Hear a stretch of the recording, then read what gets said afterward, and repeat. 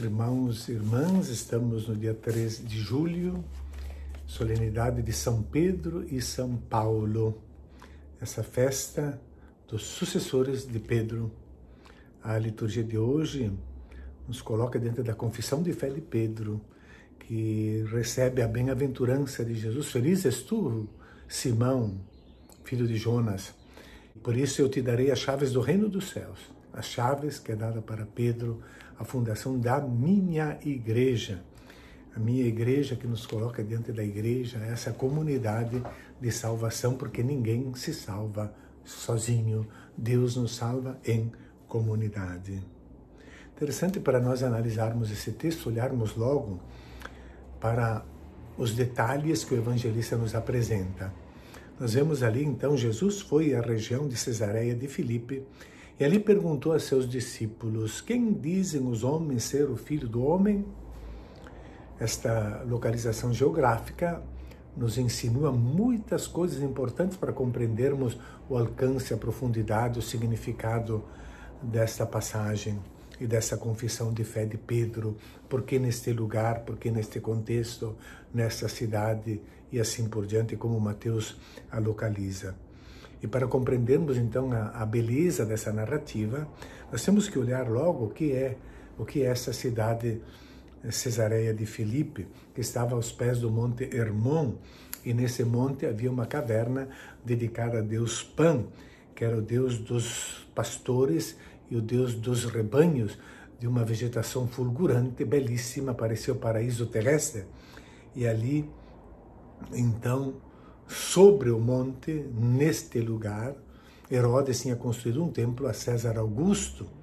Neste contexto, Deus Pan, a caverna, uma caverna dedicada ao Deus Pan, dos pastores e dos rebanhos, Jesus quer mostrar e faz a pergunta: quem é o verdadeiro pastor de Israel?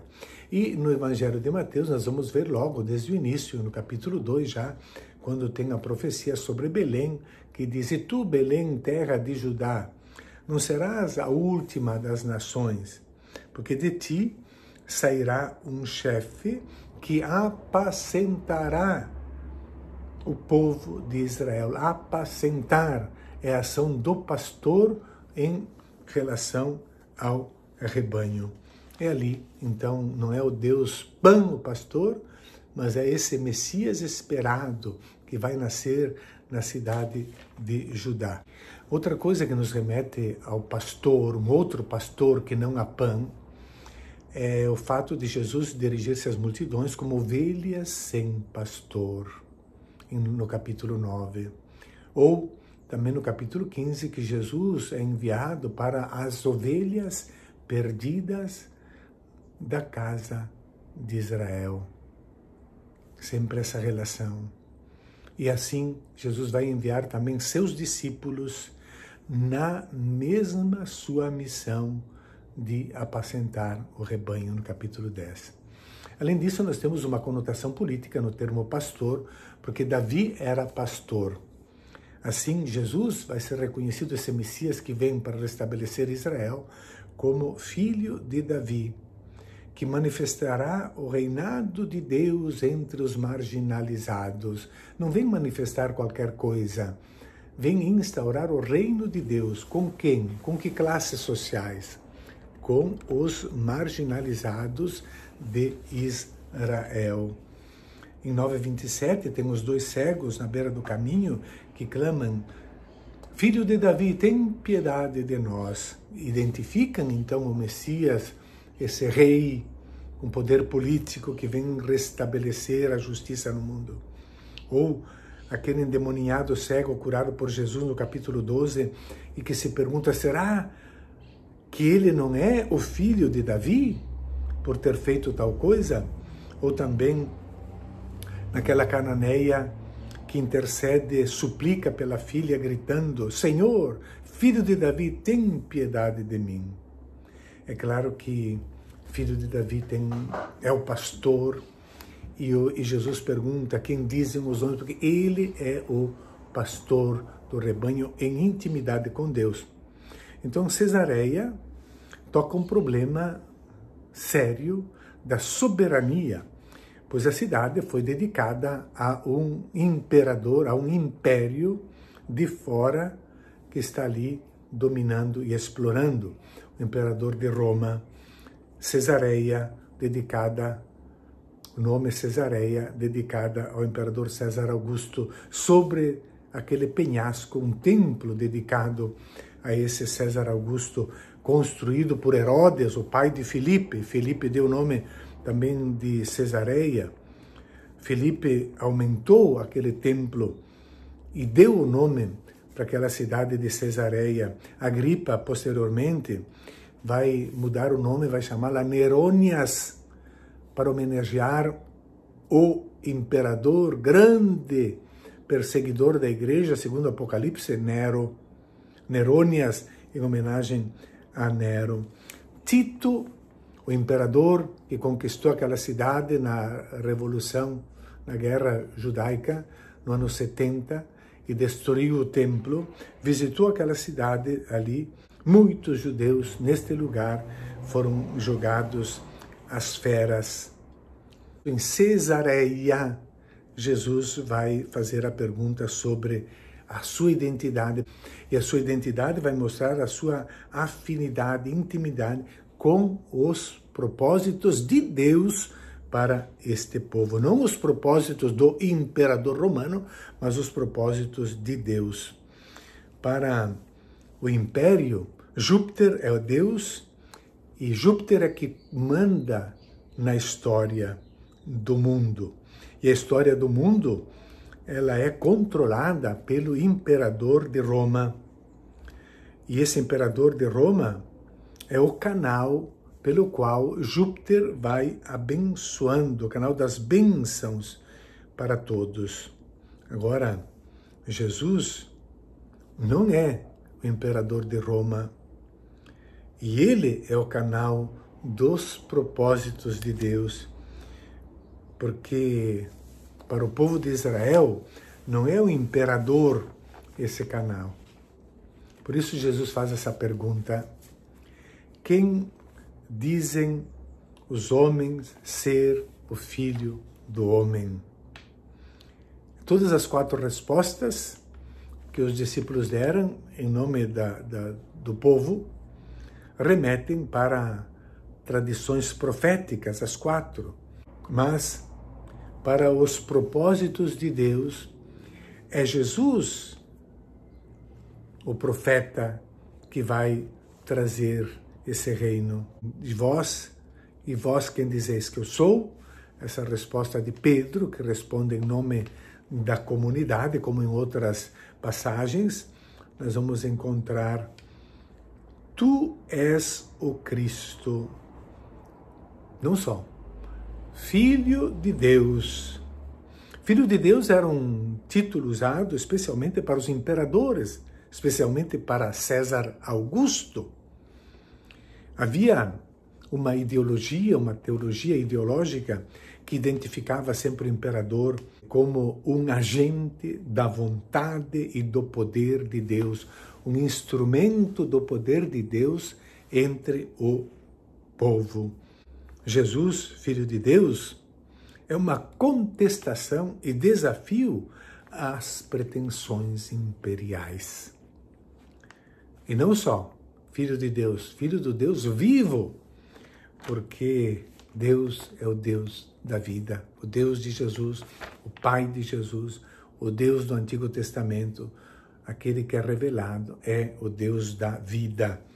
Jesus, como Filho, é o agente de Deus, do Deus da vida, e expressa a vida em tudo, nas suas palavras, nas suas curas, nas suas alimentações, nos seus exorcismos. E isso vai criando uma comunidade nova que participa do reino de Deus e não dos poderes imperiais. É uma comunidade nova que manifesta os propósitos de Deus. E por isso Jesus vai dar a resposta no versículo 17. Feliz és tu, Simão, filho de Jonas, porque não foi um ser humano que te revelou isso, mas o meu Pai que está nos céus. Essa resposta, no texto grego, nós encontramos essa expressão semítica, carne e sangue. Carne e sangue não podem revelar isso. Não é a racionalidade humana, a razão humana capaz de atingir uma verdade dessas. Não é isso. É um modo semítico de dizer a condição humana. Carne e sangue não te revelaram isso. Por quê? Porque na condição humana estamos inabilitados para o conhecimento de Deus. Quando diz carne e sangue, não quer se referir apenas ao aspecto frágil e mortal, limitado do ser humano, mas quer indicar, especialmente neste contexto, a limitação da capacidade intelectual, da capacidade religiosa e mística humana para compreender Jesus. E para compreender Jesus é preciso uma revelação sobrenatural que vem do céu. A confissão de Pedro, portanto, veio de meu Pai que está nos céus. Jesus confirma essa resposta de Pedro, aceita e revela que isto é obra de Deus Pai. Então, no versículo 18, por isso a resposta de Deus diz, tu és Pedro, e sobre esta pedra construirei a minha igreja, e o poder do inferno nunca poderá vencê-la. Este poder do inferno, tu és Pedro, Pedro é Simão, e a mudança de nome, Simão, chamado agora de Pedro, a mudança de nome indica uma nova função, um novo papel, uma mudança de status.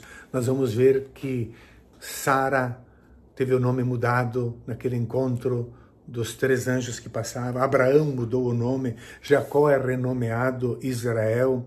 Os nomes atestam os propósitos de Deus. Também Pedro é abençoado por confessar a identidade de Jesus. Então, é chamado pedra, e sobre esta pedra construir a minha igreja. É uma metáfora para a construção do povo. A pedra, metáfora. Construção do povo não é uma casa, são pessoas. Isso remete para a construção do povo que saiu do Êxodo e teve que ingressar num território e constituir-se numa nação. Então, assim, Jesus quer construir, com essa metáfora, um novo povo que ele chama minha igreja, a minha eclesia. Igreja aqui no capítulo 18, tem o significado de convocada. São as pessoas convocadas, chamadas. É a Assembleia Reunida do Povo de Deus, a Carral, que tem claramente conotações que vão para além do culto religioso, a Carral do Antigo Testamento, por causa que se estabelece um novo povo no território, na terra prometida. As portas do inferno não poderão vencê-la, uma sinédoque, figura de linguagem, no qual uma parte toma o lugar do todo. As portas, no caso, a parte se refere ao todo, o inferno. Nossos tempos mostram claramente como os poderes hostis à igreja a atacam, especialmente quando ela está na defesa da justiça, da verdade ou dos pobres. Por isso, as portas do inferno não poderão vencê-la, porque o maior pecado para o povo de Israel é adorar um ídolo, um ser humano, colocá-lo no lugar de Deus, e isso é considerado uma obra satânica.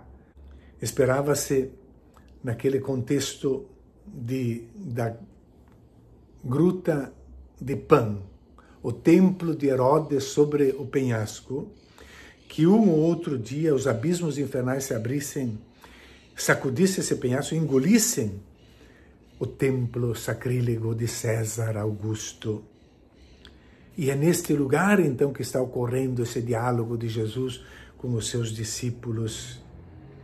E é ali que Jesus vai dizer sobre esta pedra, que agora não é esse penhasco, mas é Pedro, a confissão de fé de Pedro, que eu construirei a minha igreja, e nenhum poder infernal poderá prevalecer, poderá engoli-la. Simão como responsável guardião, recebe as chaves, tem o poder de ligar e desligar, ou seja, a autoridade de ensino e de governo da igreja. A igreja não pode ser conquistada, dominada por Satanás, nem pela morte, porque Cristo vive nela. E cada papa é o Pedro para a sua época. Concluindo, nós podemos dizer que Pedro é estabelecido, então, como fundamento da nova comunidade, da igreja que Jesus está organizando e que deverá continuar no futuro, porque não tem a morte que vai interromper essa ação de Deus na história. Jesus confere a Pedro o exercício da autoridade sobre essa comunidade, a autoridade de ensinar, de excluir e de incluir, isso é, introduzir as pessoas. Para isso, Pedro tem que admitir que Jesus é o Messias, que realiza os propósitos de Deus, da vida, para dar a vida de Deus, seu Pai, como um novo povo que é a minha igreja. Papa Francisco falava claramente nessa minha igreja. Para o Senhor, nós não somos apenas um grupo de crentes, nem uma organização religiosa, somos a esposa. Ele olha para a sua igreja com ternura, ama-a com fidelidade absoluta, não obstante os nossos erros e traições.